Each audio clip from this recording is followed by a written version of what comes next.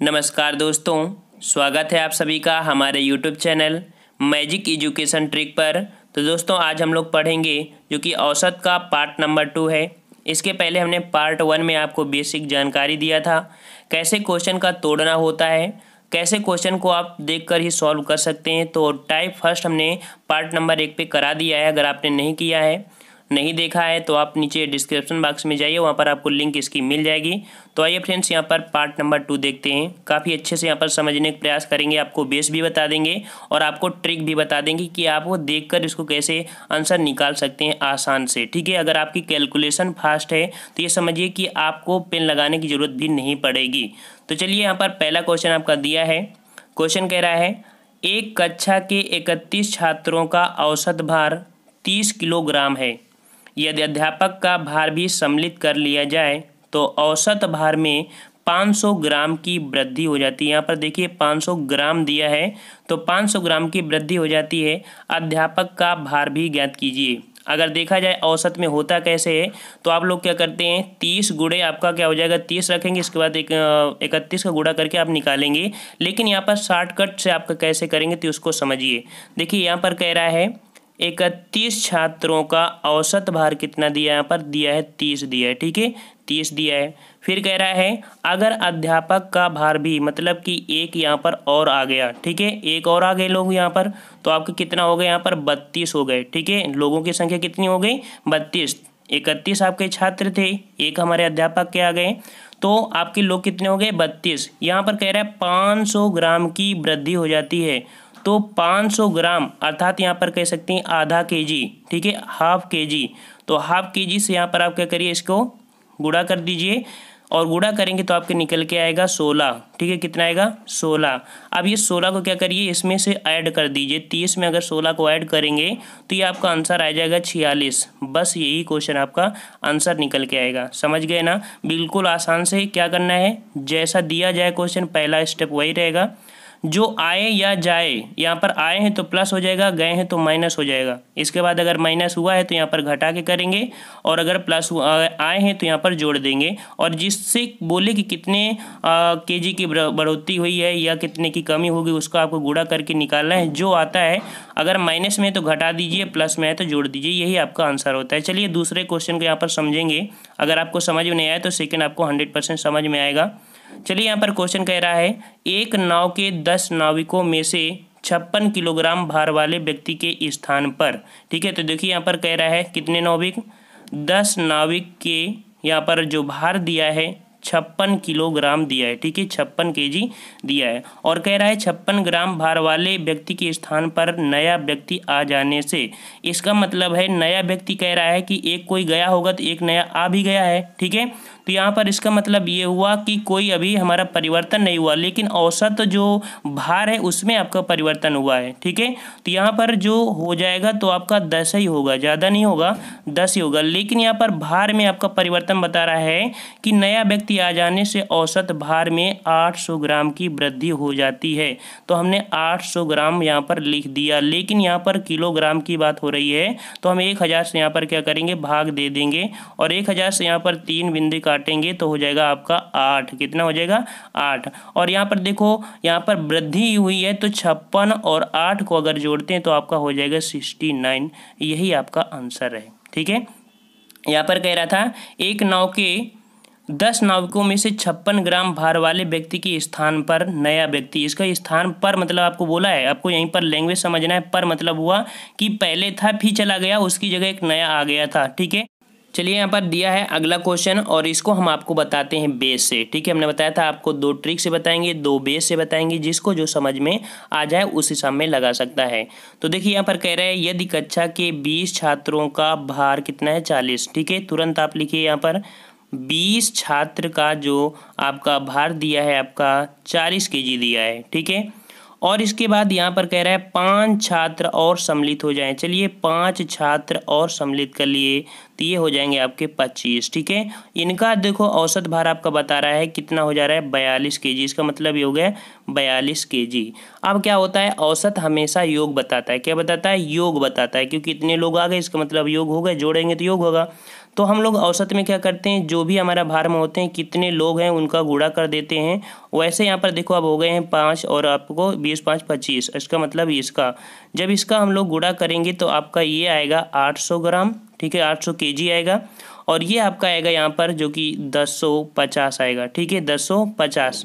अब इसका हम लोग डिफरेंस निकालेंगे तो पता चलेगा कि 5 नए जो छात्र हैं उनका भार क्या हुआ, तो यहाँ पर आपका डिफरेंस आएगा 250। कितना आएगा, 250। इसका मतलब है 5 नए छात्रों का कुल भार कितना हो गया यहाँ पर 250, यही आपका आंसर था, ठीक है। और अगर पूछे कि हर एक का, अगर ये पूछे 5 का औसत भार, ठीक है, 5 का औसत भार, तो 5 का औसत भार आपका क्या हो जाएगा भाई, तो यहाँ पर 250 भागे आपका करेंगे 5, तो आपका हो जाएगा यहाँ पर 50, ठीक है, क्या हो जाएगा 50। लेकिन यहाँ पर नए छात्रों का कुल भार पूछा है, क्या पूछा है, नए छात्रों का कुल भार, तो कुल भार आपका कितना हो गया 250, ठीक है। और अगर यहाँ पर पूछ लेता कि 5 का औसत भार, तो औसत भार यहाँ पर क्या हो जाता है, 5 का औसत भार आपका यहाँ तो मतलब एक लोगों का यहाँ पर 50, ठीक है ना, समझ गए ना। चलिए इसी को दूसरी तरह से और एक देख लेते हैं, एक को और समझा देते हैं। यहाँ पर दिया है 10 छात्र व एक अध्यापक, 10 छात्र व एक अध्यापक, इसका मतलब है 11 हो जाएगा, ठीक है। और 11 छात्रों में यहाँ पर दे सकते हैं कि आपका औसत भार दिया है 30 ग्राम, ठीक है, क्या दिया है 30 केजी दिया है, ठीक है। वैसे हमको करना है, यहाँ पर सीधा क्या करो 11 गुणे क्या हो जाएगा आपका 30, कुल मिला के आपका जो ये आएगा आपका आ जाएगा 330, कितना आ जाएगा 330 आ जाएगा, ठीक। अब इसके बाद कह रहा है कि यदि अध्यापक कक्षा छोड़कर चले जाएं तो, चलो हमने अध्यापक यहाँ पर कक्षा छोड़ के चले गए हैं, तो यहाँ पर बचे कितने लोग, 10 लोग, ठीक है। तो भार में 5 किलोग्राम की औसत कमी आती है, क्या आती है 5 किलोग्राम में औसत कमी आती है। इसका मतलब पहले 30 था, अब कितना हो गया है यहाँ पर 25 हो गया है, ठीक है। अब यहाँ पर इसको कैसे निकालेंगे, 10 तो आपका है ही है औसत की हिसाब में, और इसके बाद यहाँ पर 25 का गुणा करेंगे तो हो जाएगा 250, ठीक है, 250 ये तो करना है। अब क्वेश्चन क्या कह रहा है, 5 किलोग्राम की औसत कमी आती तो अध्यापक का भार ज्ञात कीजिए, तो अध्यापक का भार ज्ञात कीजिए। तो जो आ गया है इसी में तो कमी ज़्यादा है, क्योंकि अध्यापक आए थे इसके बाद चले गए, इसका मतलब इसका जब हम डिफरेंस करेंगे तब आपका यहाँ आ जाएगा 80 केजी, कितना आ जाएगा 80 केजी आपका आ जाएगा। तो हमने जहाँ पर दोनों को आपको बताया कि आप बेस पढ़ना चाहते हैं तो बेस पढ़ सकते हैं, अगर ट्रिक पढ़ना चाहते हैं तो ट्रिक्स पढ़ सकते हैं, आपको जिस हिसाब में आपको समझ में आए उस हिसाब में पढ़ सकते हैं। हम आपको एक बेस बताएंगे, एक आपको ट्रिक भी बताएंगे।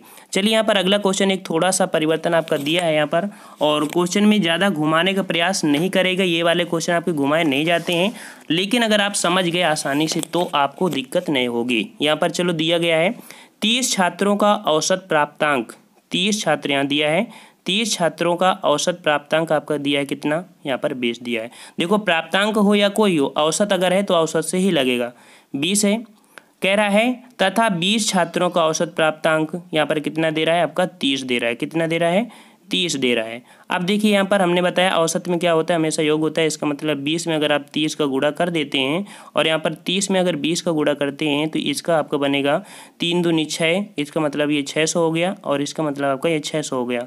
कुल मिला के यहाँ पर देखा जाए तो 50 हमारे छात्र हो चुके हैं, और इनका जो औसत हमारा भार हमारा कितना हो गया यहाँ पर 1200 हो गया, कितना हो गया है 1200 हो गया है।